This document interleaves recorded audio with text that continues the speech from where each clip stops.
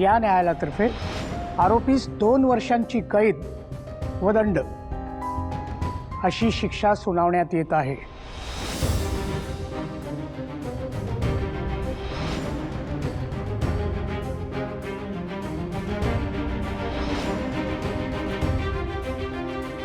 पण गुन्हेगार कोण आहे ते तुला आम्ही नाही सांगू शकणार आजी।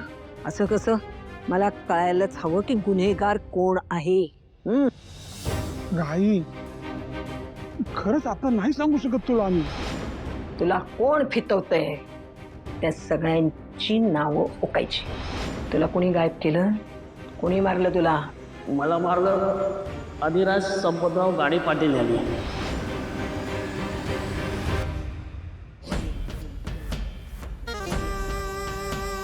अस्वस्थ वाटतंय ना? मला देखील वाटतंय, कारण आपला सिद्धू जेलमध्ये गेला। कोर्टाने त्याला 2 वर्षाची शिक्षा सुनावली। हे सगळं तुझ्यामुळे घडलं। तू जबाबदारी त्याला। सिद्धूने जर फुटेज बघितली नसते ना, तर आयुष्यात त्याला कळलं नसतं की तो गुन्हेगार आहे। तुझा सगळा मूर्खपणा नडला। नाही, अजिबात नाही। आधीपासूनच तुम्ही सगळ्यांनी माझ्यापासून याला पुंडवलत ना, म्हणून तर हे सगळं घडलं। अगोदरच मला सांगितलं असतं तर आज जे काही झालं ना ते घडलंच नसतं संपत। अगं आई, तुला जर सांगितलं असतं ना तर तू आधीपासूनच घरात तमाशे करायला सुरुवात केली असती, म्हणून सांगितलं नाही। तू तर तिसरंच केलं। नाही, आता चूक झाली आहे ती मान्य देखील करायला तयार नाहीयेस। का मान्य करायचं मी? का मान्य करायचं?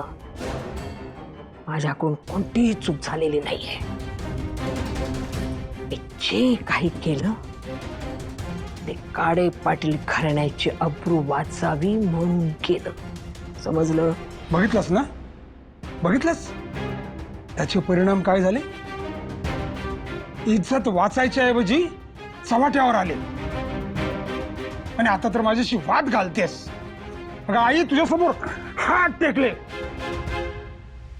एखादा दगड सुद्धा आपल्या नातवाला बघून अश्रू ढाक बसला असता, पण तुझ्या डोळ्यात साधा एक अश्रू देखील नाहीये। माझी चूक झाली। उगाच तुझ्याशी बोलायला इथवर आलो।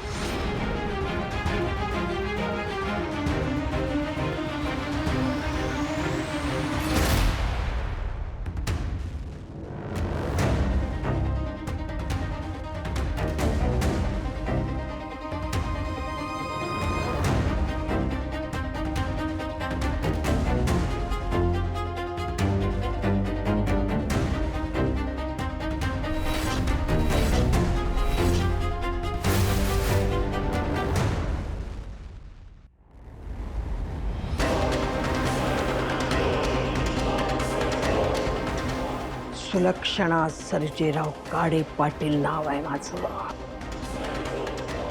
माझी चूक झाली म्हणून अश्रू ढाळत नाही बसणार मी। प्रायश्चित्त करून घेणार मी। प्रायश्चित्त।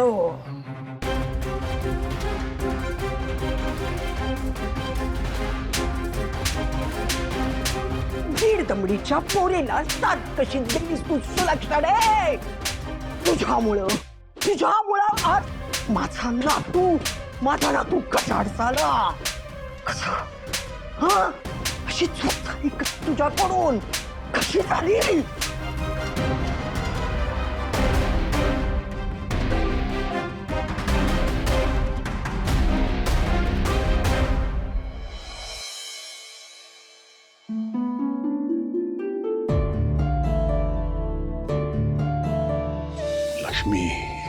लक्ष्मी, असं काय करतेस तू? किती वेळ अशीच बसून राहणारस? सकाळपासून काही खाल्लंही नाहीयेस। काहीतरी खाऊन घे। नको, इच्छा नाही। अगं किती वेळा सांगायचं तुला, असा खाण्यावर राग नाही ग काढायचा। काहीतरी खा ना। थांब, तुझ्याकरता चहा बिस्किट तरी आणतो। अहो नको, खरंच सांगते, घास घशाखाली उतरणारच नाही। लक्ष्मी,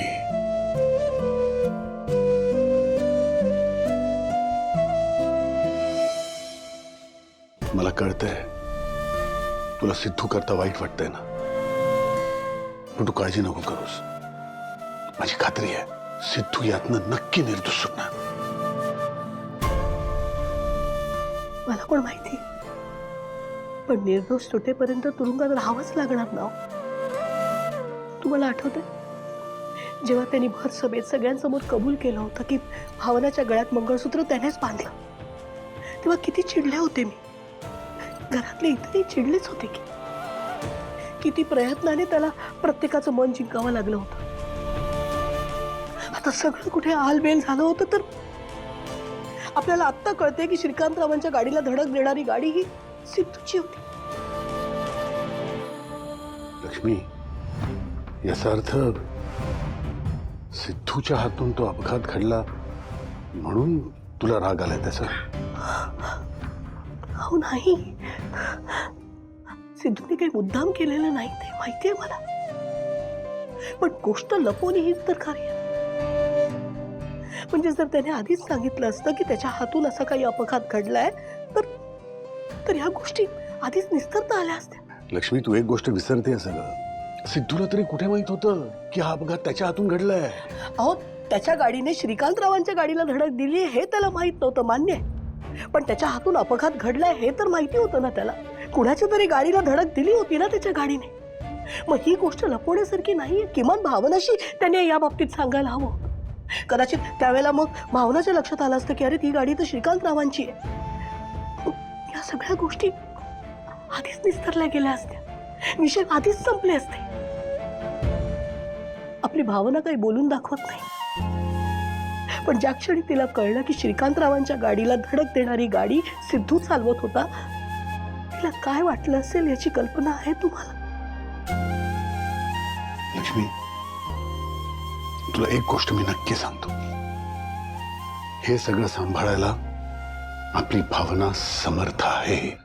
सिद्धूच्या हातून अपघात घडला म्हणून भावना त्याला अंतर देईल असं मला नाही वाटत.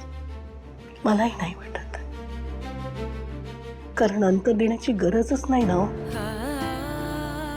सिद्धू तुरुंगात आहे, भावना बाहेर आहे, अंतर तर आहेच.